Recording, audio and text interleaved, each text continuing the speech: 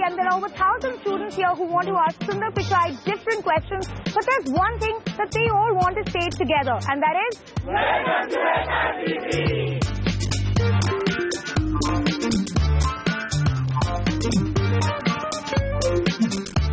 There are over 1,000 students inside that auditorium waiting for this town hall to just start.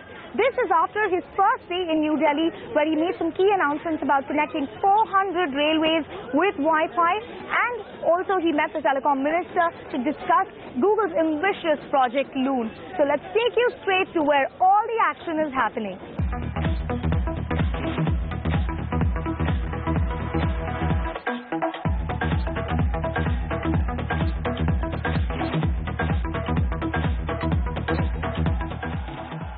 Question comes from Chandra Nair. Chandra, there you are, from Kulachi Hansraj Model School. Have I got the pronunciation right? Yes, sir. Excellent. Chandra, your question. My question is, what would you have been if not the CEO of Google? Wow, I would have taken, I'm not that picky, football or cricket. I would have been okay with either. I think I would have still been building software products. That's what I love to do, and I always was fascinated by the fact that with software, if you had an idea in your head, you could make it happen, and you could see the outcome of what you did. And I love building products at the end of the day, and it's what I would have liked to do. It's the old thing, isn't it? When I remember my father telling me when we were growing up, become whatever you want, but just try and become the best at it. So if you want to build products, just try and become the best at it, don't you? Okay, I think we're going left to Soumya Doshi from SRCC. Hi, Soumya, I'm Soumya. Hi Sundar, hi Harsha. So my question for Sundar is, I'm right here. There you are, yes. So my question for you is, what motivated you to switch fields from first metallurgy to management to computer science? And did you ever feel incompetent or even a bit insecure while working with people who were given more qualified in that field than you were? My background, so I was always interested in technology, and the first chance I could get to program, I learned programming, and so for me, I never thought of it as switching fields as much as when the internet started happening, it took me a while to realize the power of it, and it became obvious to me for the first time we are going to have something which could connect one day all of humanity and would profoundly transform what people did. So I wanted to be a part of that, so part of the journey. So that's how I thought of it, and so I didn't think of it as necessarily switching careers.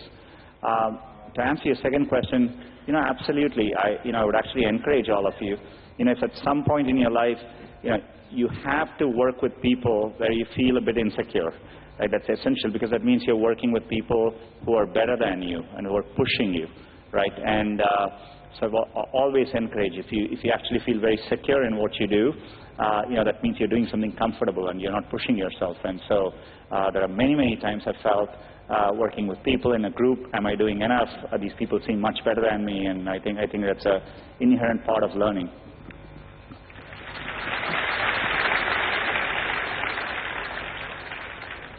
Chief, if there's one thing you want to take away from this hour you're getting with Sundar, may it be that. Let yourself be insecure from time to time. It's a lovely thing. The moment you start to get secure, and I can tell you we all, because you've seen a little bit more life, the moment you get secure, you're actually moving backwards. Okay, we've got a video question, and it's coming from IIT Kharagpur. So can we get the video question, please? Hello, Mr. Pichai. Greetings from IIT Kharagpur. My name is Hardik Katyal. My question is, recently startups from IITs have been on the rise, and they're set to transform India into the Silicon Valley of the East. So from your point of view, how much impact do these startups really have on India's progress, and how do you think this impact will change the fate of the nation in the coming years? I'm not sure I got the last part. But how will this change the pace of the nation in the coming years? Every year or 2 years, whenever I make these trips back here, I've always been waiting for this change in India. It was only when I came last year, I felt it very viscerally that, the startup culture had really taken hold here. It's incredible to see, for the scale of India over time, you do need entrepreneurs to tackle and build things for India and for globally. And, I think it's a unique opportunity India has. And, all the elements which you need is already here, and so I think India is very, very well positioned to do. The entrepreneurs I meet, we had, as part of me being here, along with Rajan, who heads Google India, we hosted a set of entrepreneurs, and, I spent a bunch of time talking to them. When I see entrepreneurs here, they seem no different to me than the kind of people I meet in the Valley. So intrinsically, I think India can do the same kinds of things. And as the internet becomes more mainstream, people feel more confident. You have a much larger domestic market to tackle.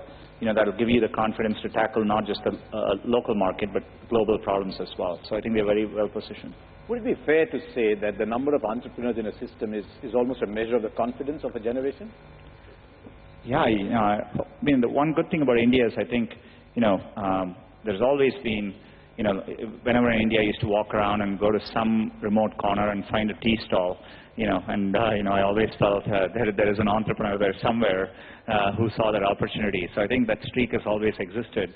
But I do think this generation, to your earlier point, I think is less, afraid to take risks and follow a conformist path, which is good.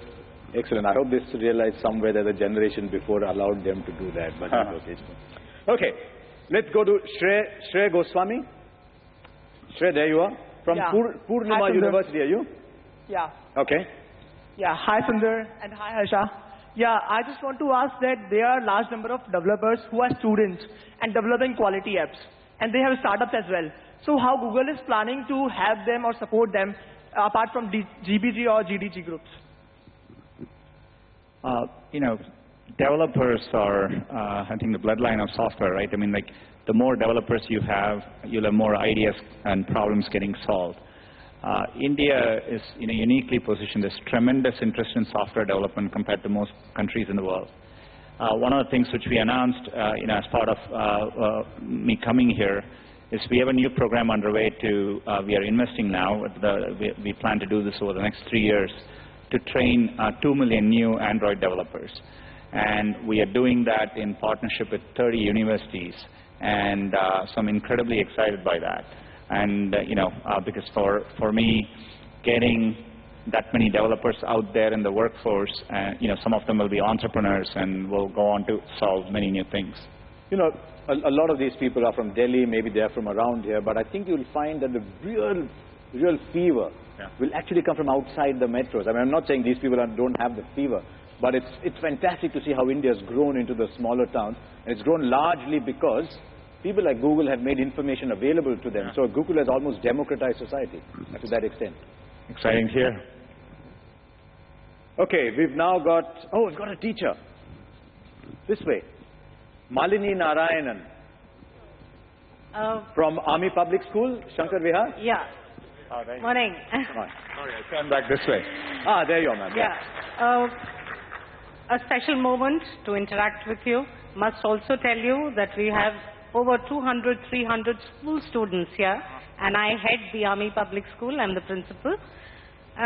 My question to you is, the Indian education system has done extremely well. We have you in Google, and that is the proof of the pudding. We want to know, how do we now adapt ourselves to become future ready? And what are the skills and the techniques that the children now need to learn so that they have an edge over the other competitors? There are plenty of nations fielding people. So how do we get the edge over the other nations of the world? Thank you. For me, I think a way, as you said, India has a strong educational system, and there's a culture of valuing education, which is phenomenal. I think ways in which we could move forward would be, for me, if I look at what is needed to solve the next generation of problems, creativity is an important attribute. I think so. Encouraging more creativity through the educational system. Today, I do think our educational system values, rigorous academic knowledge over necessarily, being more creative in how you approach education. I think that's important. Another thing I would say is, and I think I've seen it in the best schools in the US, etc. It's what I call, it's very experiential, very hands-on. People learn how to do things by doing them, and not just by learning about them, right? And I think that's a big, big difference. So, to me, so allowing a system in which there's a lot more creativity, learning how to get things done by hand, and so much more of a project-based experiential learning are all, I think, trends which the Indian educational system needs to adopt. And I also think it's important to teach students to take risks, and and making sure the system doesn't penalize for you to take risks, and if you're different. And so those are all attributes which I think are important. You have no idea how popular you just became with her students. No, but it's interesting, because a lot of the time in the Indian education system, as I was getting my son to study for his exams, and he said they're only testing me on what someone else has already answered. They're not allowing me to learn for myself. And what Google has done now is Google gives all the answers to the questions that are going to come in the exam. So how do people study? And it's a very valid question that she asked. How do we study now? So the education system has now got to adapt to the fact that Google is giving you all the answers anyway. Maybe that's one of the reasons why we are very good at re-engineering, but not as good as inventing. So, okay, there you are. Thank you, Mani. Thank you very much. Okay, we've got another video question coming for us. Here's an interesting one. Can we play the video, please? Hi Sundar, why do we still not have Indian desserts as Android OS names? Like N for Naan Khatai, N for Neyappam, or maybe P for Peda?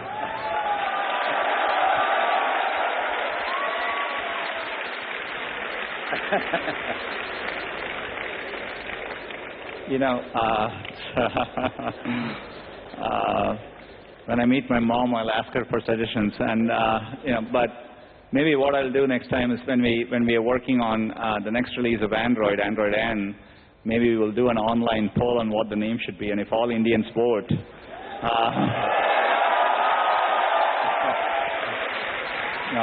I think we can make it happen. Let me tell you one thing about Indians online. The only community that ever wins online polls are Indians. Because we just have such numbers. Which is why I'm suggesting it. I suspect your mother might say when you get to P that P for payasam will be good. Though when I was young, I never liked sweets. Now I do. I used to take the payasam and actually add sambar to it, so that it didn't taste that sweet.